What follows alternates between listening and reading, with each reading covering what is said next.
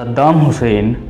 नाज़रीन, ये इतिहास का वो शख्स है जिनके बारे में लोग दो मुख्तलिफ सा नज़रिया रखते हैं। जहाँ एक तरफ कुछ लोग उन्हें अपना हीरो मानते हैं, तो वही एक तबका ऐसा भी है जो इन्हें सिर्फ़ और सिर्फ एक तानाशाह के तौर पे याद करता आ रहा है।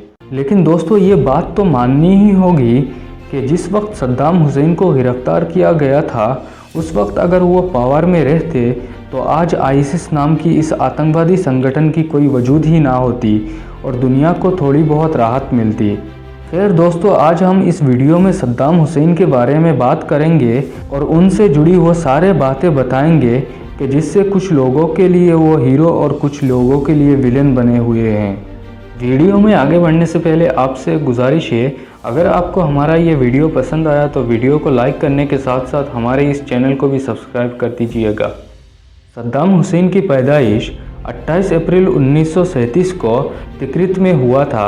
वो बहुत छोटे थे जब उनके वालिद और उनके एक भाई की मौत कैंसर की वजह से हो गई थी। उनके माँ इस सदमे को बर्दाश्त नहीं कर पाई और ख़ुदकुशी की कोशिश करने लगी, लेकिन कुदरत ने उन्हें एक नई ज़िंदगी दे दी। कुछ महीने बाद उनकी माँ दूसरी शादी करती है, लेकिन सद्दाम हुसैन को उनके सौतेले बाप बहुत मारा पीटा करता था, जिससे तंग आकर वो 10 साल की उम्र में बगदाद में उनके अंकल खैरुल्लाह तलफा के पास चले जाते हैं।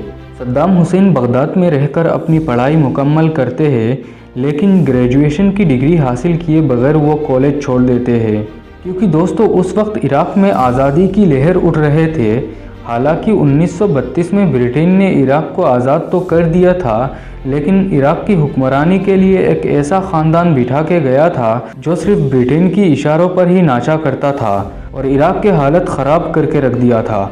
इसलिए अब इराक़ी अपने मुस्तकबिल के लिए एक नया हुक्मरान चाहते थे। इन सारे इनकलाबियों को एक पैन अरब पॉलिटिकल पार्टी बाथ पार्टी की हिमायत हासिल थी, जिसके साथ सद्दाम भी जुड़ गए थे। दोस्तों, उस दौर में बहुत सारे नौजवान बातिस्ट इजिप्ट की प्रेसिडेंट गमाल अब्दुल नासिर से बहुत ज़्यादा मुतासिर थे, जिनमें सद्दाम हुसैन भी एक थे। 1958 में अब्दुल करीम कासिम की क़यादत में फ़ौजी अफसरों ने इराक़ की शहंशाह फैसल सानी की हुकूमत को उखाड़ फेंकते हैं। अब इराक़ की हुकूमत कासिम के पास आ चुका था।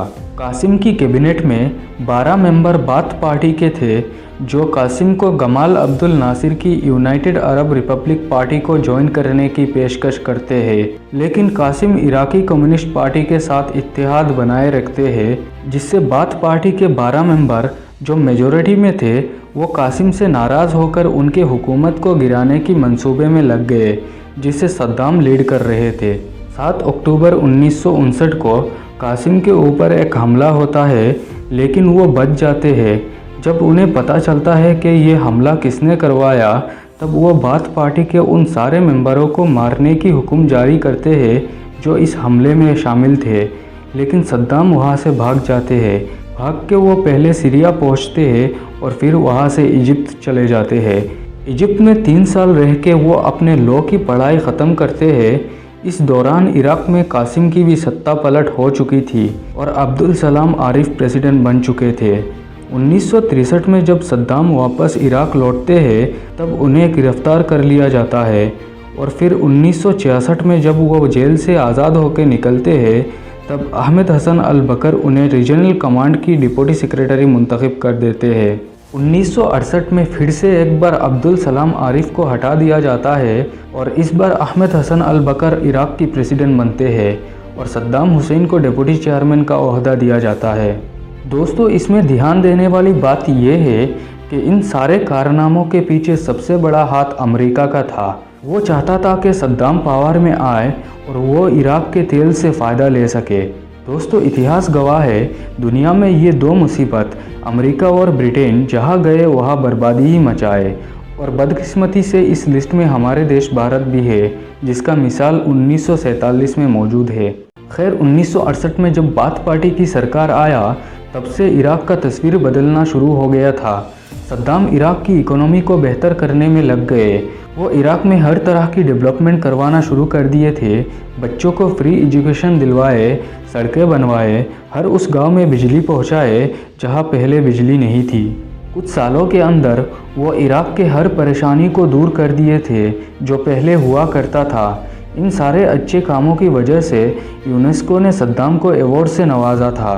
फिर 1979 में सद्दाम हुसैन ने एक चाल चल के अहमद हसन अल बकर को इस्तीफ़ा दिलाने में मजबूर कर देते हैं और आखिरकार 16 जुलाई 1979 को सद्दाम हुसैन इराक़ के सत्ता अपने हाथ में ले लेते हैं। इस दौरान ईरान में एक नया इनकलाब आया जिसे आयतुल्ला खोमेनी लीड कर रहे थे। वो ईरान में शिया हुकूमत को बहाल करना चाहते थे और दोस्तों आपको तो पता ही है कि शिया और सुन्नी के बीच झगड़ा किस हद तक आगे बढ़ा हुआ है। अब सद्दाम ईरान में दावा बोलने की तैयारी कर रहे थे। दूसरी तरफ अमेरिका को अपने हथियार बेचने के लिए नया मार्केट मिल गया था। वो सपोर्ट में तो इराक़ का रहा लेकिन भर भर के हथियार ईरान को भी बेचा और फिर 1980 को इराक़ ने ईरान के ऊपर हमला कर दिया। 2 साल तक इन दोनों के बीच भयानक जंग जारी रहा और जब 1982 को ये जंग ख़त्म हुआ तब किसी को कोई फ़ायदा नहीं हुआ लेकिन नुकसान हर तरफ से हुआ। इराक़ के हालत काफ़ी ख़राब हो चुका था, हर तरफ से कर्ज़े में डूब चुका था। अब इराक़ अपने कर्ज़ों को चुकाने के लिए तेल के दाम बढ़ाने लगा। दूसरी तरफ कुवैत कम दाम में तेल बेच रहा था जिससे इराक़ को नुकसान होने लगा। ऊपर से कुवैत इराक़ पर यह दबाव डाल रहा था कि इराक़ उनके कर्ज़ों को जल्द से जल्द लौटा दे जो उसने ईरान के साथ जंग के दौरान कुवैत से लिया था।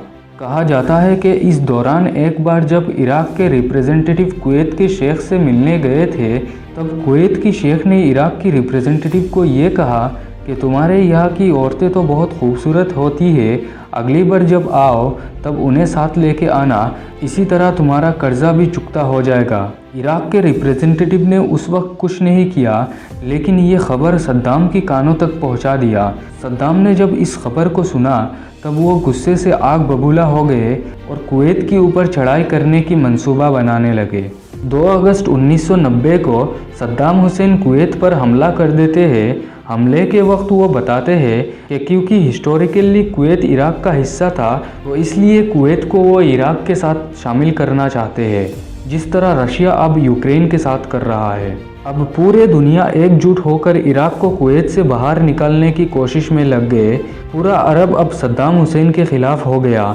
यूनाइटेड नेशंस ने इराक़ पर काफ़ी सैंक्शंस भी लगाए जिससे इराक़ के ऊपर बुरा असर पड़ा और फाइनली इराक़ को मजबूरन कुवैत छोड़ना पड़ा। इस बीच अमेरिका ने यूनाइटेड नेशन में ये मुद्दा उठाया कि इराक़ के पास काफ़ी ज़्यादा भयानक केमिकल वेपन्स मौजूद है, लिहाजा उस पर एक कार्रवाई की जाए। जिसके बाद यूनाइटेड नेशन से एक टीम कार्रवाई के लिए इराक़ पहुंचता है लेकिन उन्हें ऐसा कोई वेपन नहीं मिला जो अमेरिका दावा कर रहा था।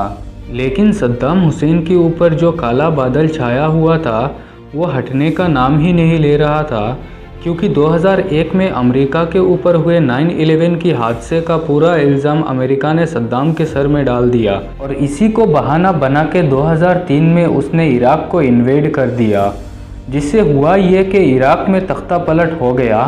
इराक़ की हुकूमत गिर चुका था और सद्दाम हुसैन वहाँ से फ़रार हो गए। फ़रार होके वो तिक्रित में रहने लगे क्योंकि ये इलाका उनकी आबाई इलाका था और वो यहाँ महफूज महसूस करते थे।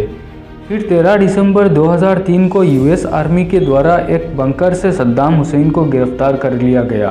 3 साल तक उनके ऊपर मुकदमा चलाया गया और आखिरकार 5 नवंबर 2006 को उन्हें फांसी की सज़ा दी गई।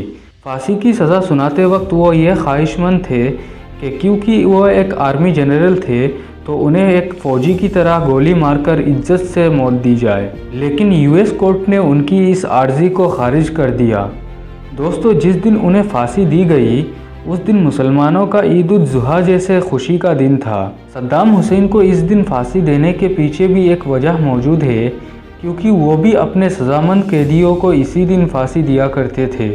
उस दिन जब उन्हें फांसी घाट की तरफ ले जाया जा रहा था तब एक तरफ कुछ लोग उनके लिए मातम मना रहे थे तो वहीं दूसरी तरफ कुछ लोग उन्हें गालियां दे रहे थे क्योंकि वो भी कोई उतना नेक इंसान नहीं थे।